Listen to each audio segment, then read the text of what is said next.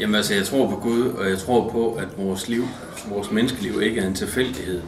Men samtidig så tror jeg ikke, at Bibelen er en bog, der handler om naturvidenskab. Altså, jeg tror ikke.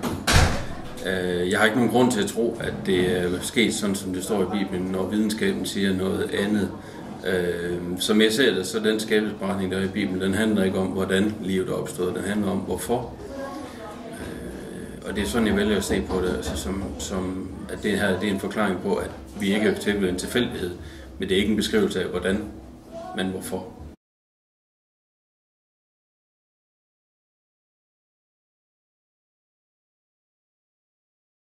Jamen altså, jeg tror, altså videnskabsmænd har selv en vis skepsis over for det, de tror, men altså, for så vidt man overhovedet kan vide noget som helst, så tror jeg, at de har ret i, at det er, alt tyder på, at verden er opstået gennem Big Bang og gennem evolution. Altså, at verden er blevet til gennem Big Bang, og at livet er blevet til gennem evolution.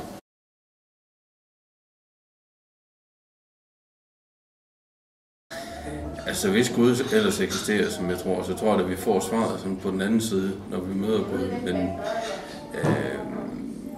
jeg tror, at den eneste måde, man kan finde ud af det på, det er gennem videnskab, og der må man så nærme sig mere og mere det rigtige svar. Altså, det er jo sådan, videnskab er. Man finder jo aldrig den ultimative sandhed, men man kommer tættere og tættere på, jo mere man finder ud af. Og på den måde kan det sagtens være, at det er det rigtige, vi tror på nu. Det er godt sagt, og det er sikkert noget af det rigtige, det som videnskaben siger nu, men det kan godt være, at vi får det mere detaljeret.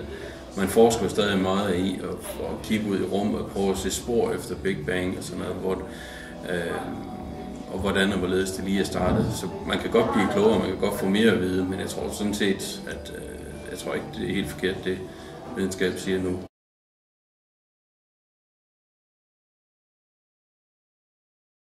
Nej, jeg synes ikke, det er relevant for videnskaben at beskæftige sig med, hvad Bibelen siger om, hvordan verden er blevet til.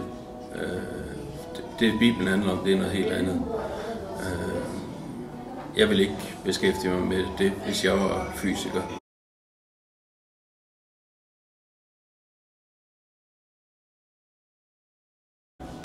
Altså, jeg tror aldrig, man kan tillade sig at grine folk, der tror på noget andet end en selv, eller har en anden overbevisning end en selv. Altså, man kan sige, hvad det buddhistiske og det kristne angår, så følge videnskaben, så er kristendommen mest ret, kan man sige, fordi ud fra hvad vi ved, så har verden ikke altid eksisteret. Og det er jo også det, kristendommen siger. Den er begyndt på et tidspunkt. Men den buddhistiske tankegang, det var faktisk den, som videnskabsmænd havde. De havde faktisk den tilgang til det, den holdning, indtil Darwin opdagede evolutionen. Altså der havde man egentlig den holdning, at liv og verden, det havde altid eksisteret. Det var først, altså da man fik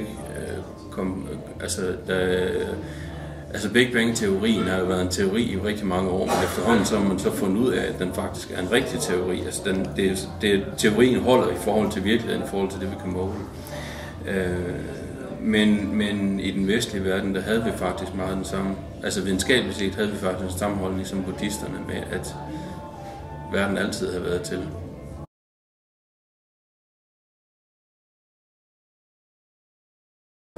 Jeg tror på, at Gud skabte mennesker på en eller anden måde, uanset hvordan det så foregår. Det er jo det, jeg startede med at sige.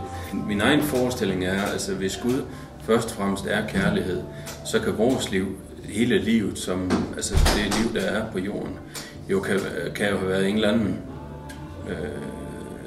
et eller andet overskud af kærlighed, eller et eller andet, at Gud skulle have et sted at rette den kærlighed hen. Og det er jo hovedbudskabet i kristendommen, at Gud elsker os mennesker, som vi er. Og det er måske også formålet med det her liv, at den kærlighed skulle have noget at rette hen imod, at han skulle have nogen at elske.